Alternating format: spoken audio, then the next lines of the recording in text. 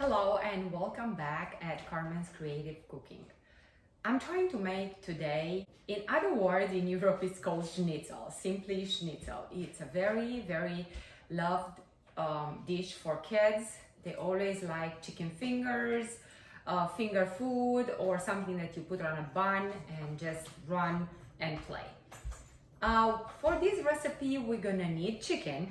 I just bought some chicken tenderloins, which are very easy to make. You don't have to cut them, you don't have to pound them, nothing. You need 2 eggs or more, whatever you want, whole eggs, and flour, all-purpose flour. This is gonna be a recipe that I use flour with. I'm gonna show you in a different video how to use it with panko breadcrumbs, I think it's called. You can find it at Aldi's or any grocery store that you choose to do it.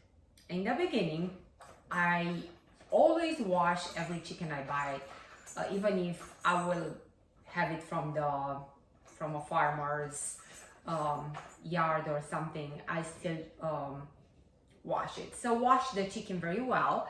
And the next step will be you will need to season the chicken. I season with only black pepper, doing it in a rough way. You don't have to be very particular, but of course you have to add salt. Salt is an important ingredient. Use it with caution. Do not overuse it. Salt is very important to our body, so I think we should have salt in our diet as long as you eat it with caution. Just be aware. And another thing, I'll add some salt in my my eggs and some pepper in my eggs. I'm gonna make like an omelet out of these eggs. And by that, you just beat up the eggs, and now they're gonna be having black dots because of the pepper.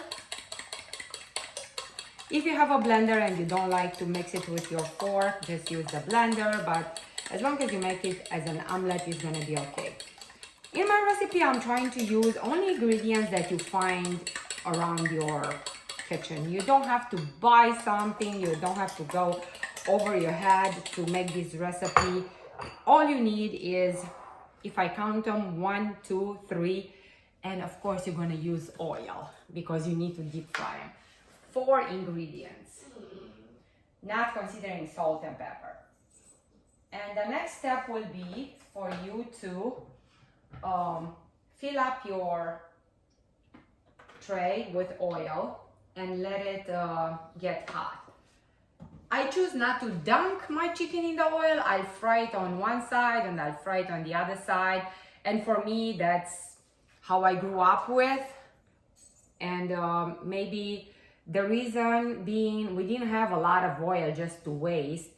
If we did use a little bit of oil, we used it and then we throw it away because it's not healthy to reuse the same oil. So in this way, we would be efficient and not wasting a lot of products. I just turned up the chicken on the other side and I'm seasoning. If you want another seasoning to be put on, go ahead and feel free to use whatever you want and whatever you think you're gonna like according to your taste. There's no mistake on making food. You can always not like it and redo it again. So next step will be to have this chicken put in the flour, cover all the surface. I think that's helping reducing the moisture in the chicken. And then sink it in the egg. It's whatever I can call it. Some people, they like to put it back in the flour, but for me, no. I like more egg. And how you taste if the oil is hot, you put a little bit of your whatever you have on the finger, like the batter, and see if it starts sizzling. That means your oil, it must be ready.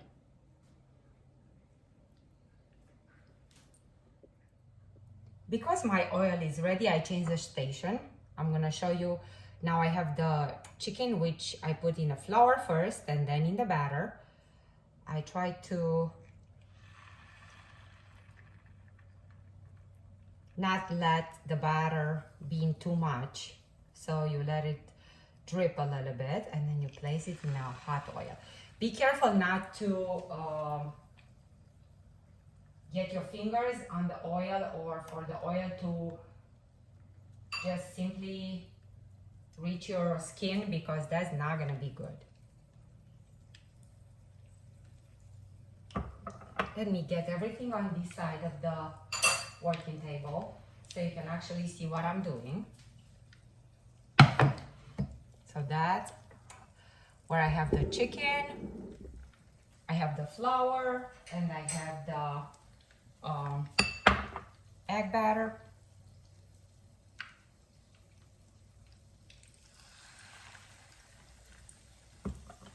It's a very easy dish to do. You don't have to worry about not getting it right. I promise. It's amazingly easy, and you cannot make it wrong.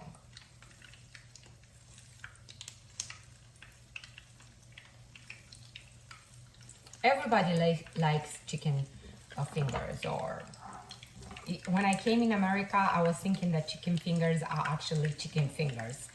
The toes or the feet of the chicken, and I was a little bit concerned because a lot of people, they like those, and I was thinking, oh, from those we might make soup, but nothing else.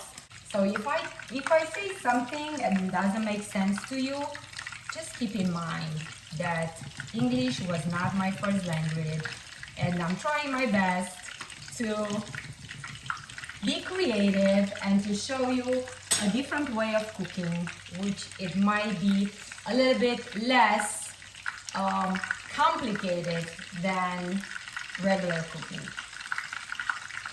Now we're gonna let the chicken fry, and I still have 3 pieces, but I might do them later. You have to let the chicken be golden, because that means the chicken is crispy. And because I have a non-stick pan, I choose to use this non-stick utensil. Otherwise, if I will have one of those cast iron trays, I could use a regular fork. Even though they say it's not very good to poke the meat, because the juice is not going to stay in the meat, it's going to go on the oil or on outside. And you want the juice to be in there and the chicken to be very soft but crispy on the outside. Remember, I added in my egg, pepper and salt, so they make everything to be very well condimented or seasoned. You can add oregano if you like oregano. You can add dill. You add anything that you like. It's perfectly okay to make it your own dish. Now I'm at the last stage of my frying. Probably I'm going to let them fry for 1 more minute, and I'm going to take it out. They're going to look like it's almost that beer butter fish or something that you buy from the store and you just heat up in the oven. But this is made simply from eggs and flour. So no beer involved, no other liquid. This is a trick of mine. If you run out of eggs and you still have a lot of chicken to make, you can add some water in there and you stretch up the eggs, and then maybe you're going to have the same effect. Not necessarily exactly the same effect, but maybe kind of like a similar beer batter effect.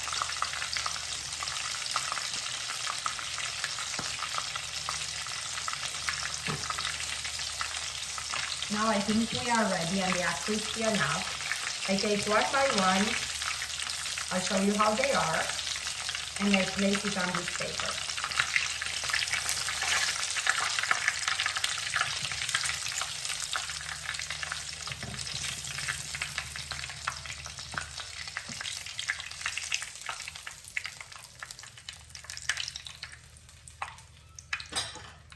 This is my dish for today.